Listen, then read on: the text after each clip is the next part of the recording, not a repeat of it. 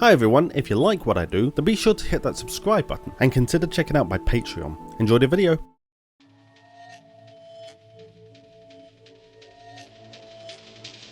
In all of their exploits, the race of Dryads have only ever tried to maintain purity and balance in all things. Even when the great scourges spread across the land and their people were reduced to a single individual, it was still her only goal to cure the world of its horrendous afflictions. In the endless march of time though, the situation would grow more and more dire until it seemed utterly hopeless. The lone Dryad of her time would despair at the state of all things and come to walk a line that few of her kind had ever come back from. It was a path of pure desperation, of becoming something terrible, something hideously beautiful, all in the service of a greater good.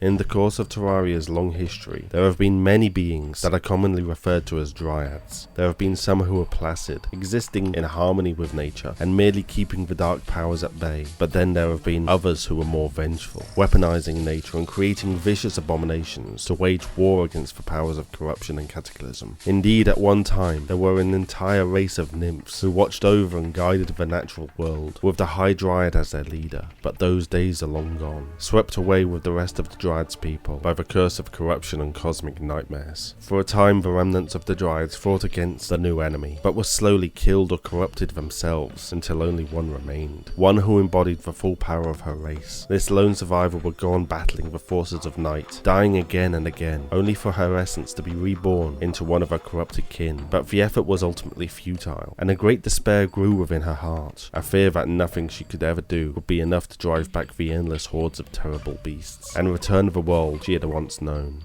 In an effort to uncover new tactics to defeat her foes once and for all, the Dryad of this dark time would spend millennia traversing Terraria with the corruption forever in pursuit. As her options dwindled and the foul tendrils of doom grew ever closer, the anguish finally overcame her, and she came to the realization that she would have to entertain any option that was available to her, even if that meant giving up everything that being a Dryad had ever meant. To fight a darkness this insidious with the mere aim of maintaining balance was not enough. She would need to turn herself over to the great light that burned within the hearts of all beings, the one that compelled crimes of passion, gluttony, and lust. Alone it was no better than the darkness that drove greed and rage, but when wielded against the corruption, it might just be enough to restore balance. Her intentions were sound, her plans solid, but as all things seemed to be, the situation was not to be that simple, and another scourge of equal fervour would ultimately be unleashed upon the world. Undissuaded though in her devotion, and with a modicum of hope returning to her tortured soul, the lone Dryad set off to the one place she knew she could commune with the forces of light and night. A great shrine once used by a race to assess the state of the world and maintain the balance. A balance she was about to willingly shatter. The shrine, though, was in the centre of what used to be the nymph's capital, a place now completely overrun by the corruption. It was a place her predecessors had vowed never to return to, yet it was the only hope she believed remained to her, and so, gathering all the courage she had left, she set off into a land that held only death, decay, and the glimmer of salvation. The Dryad's journey was long and arduous, with each day bringing new dangers and an ever-waning resolve.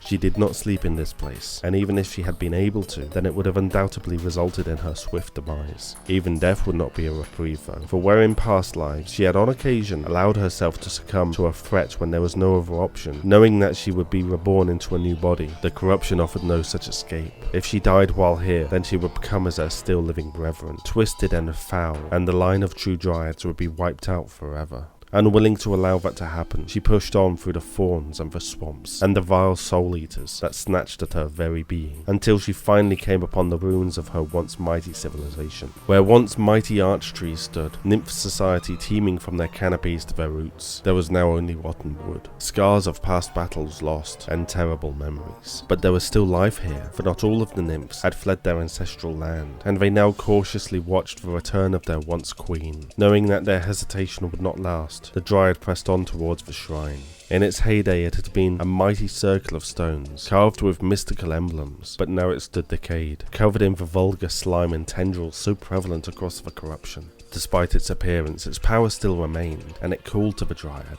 With the nymphs creeping closer, the Dryad took up position in the center of the stones and opened herself to the powers of the world. She felt how far the darkness had spread, how it was choking the purity and threatening to overwhelm everything that still remained pure. But underneath it all, she felt the light, a burning intensity like 1,000 suns held just out of reach. The radiance seemed to sense her intentions and offered itself to the Dryad for the sake of her greater good. All she had to do was accept it. This is what she had come all this way for, and with her rabid full insistence almost upon her, to refuse it now would mean the end of it all. Taking that final step that no other Dryad ever had, she allowed the light to stream into her, twisting her form and mind, making her a vessel of radiance incarnate. Immediately the shrine exploded with the light of the stars themselves, a prismatic shockwave washing across the ruins, transforming the vile, corrupt land into a shining vista that shimmered like pearls. The nymphs fled from the chaos, so overcome with the light that they would retreat underground to escape it. In the center of the shrine a new being rose, where the Dryad had once stood, fantastical membranous wings unfolding to blot out the sky, and a crown upon her head embedded with the purest of all prisms. The Empress of Light had awoken,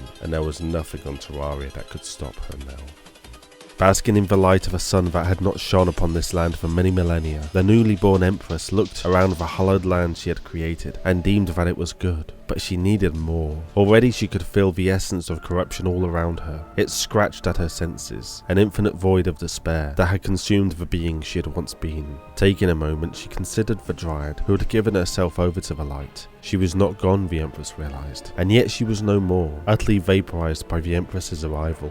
In a way though, she was the Empress, and the Empress was her. The sheer radiance of the unleashed force of light may have been overpowering, but a part of the Dryad had clung on, a modicum of balance to temper the strongest of wills.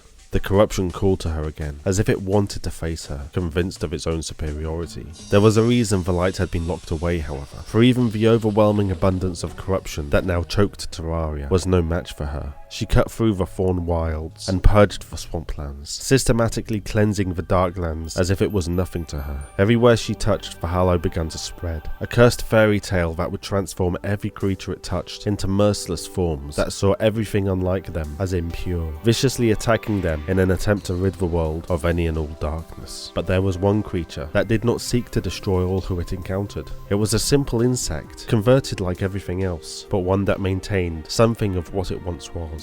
What would become known as the prismatic lacewing had once been a simple flying insect that had thrived amongst the nymph colonies. They not only served as a form of pest control, keeping the nymphs' dwellings free of invasive species, but they held a somewhat symbiotic relationship with the nymphs and the Dryads alike, warning them of coming danger and leading lost sisters back to the arch trees. When the corruption came, they had been the first to alert the High Dryad, going on to guide refugees to safety. It was not the desire of the Empress to do so, but she harboured a strong affection for the insignificant creatures, becoming enraged when any would come to harm. In truth, it was that remaining part of the Dryad that drove her actions, like a spirit possessing her. Regardless of these meaningless asides though, the Empress persisted in her campaign.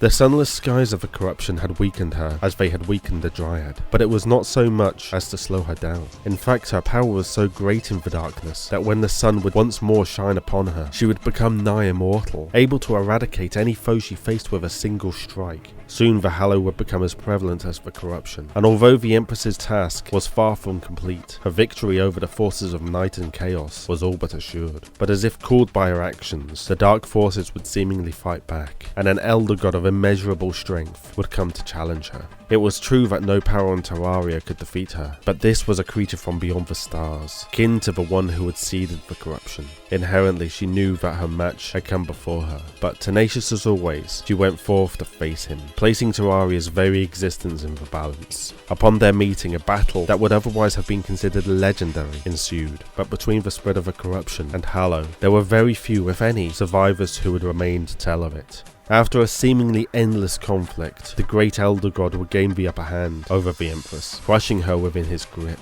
The Empress was a force of unparalleled potential, however, and would reconstitute herself, breathing life back into her mortal form, but the cosmic horror would quickly snuff her out again. Over and over this would happen, until Cthulhu finally acknowledged that something must be done to stop this nuisance, and would come to bind her essence within his own flesh, locking her away in the underworld, never to trouble him again. In her absence, the lands she had tainted with her touch began to lose their potency, decaying back to a form of purity. Corruption still existed in the world, but far, far weaker than it had been for an eternity. In a way, the Dryad had succeeded in her quest to return balance, only not in the way she had intended. Of course, the champion of Terraria, accompanied by a reborn Dryad, would come to free the powers trapped within the wall of flesh, setting the Empress and the full force of corruption free upon the world to battle once more. Although the Empress had learned from her mistakes in the past, whereas once she was cavalier about her actions, now she was much more insidious, hiding amongst the fairy dust of the Hollow, allowing it to creep slowly but inevitably to consume all. Contrary to her efforts though, all it would take was the absent swatting of a simple bug to once again unleash her full might and wrath upon the world.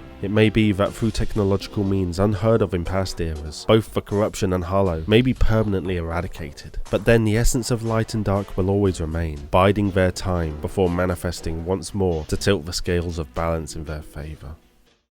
Hi everyone, I hope you enjoyed the video. If you liked what you saw, then please consider liking the video, subscribing and sharing it with your friends. If you want to support the channel even more, then head over to Patreon, become a channel member or buy some merch. Links are all down in the description. I hope you all have a great day and I'll see you next time.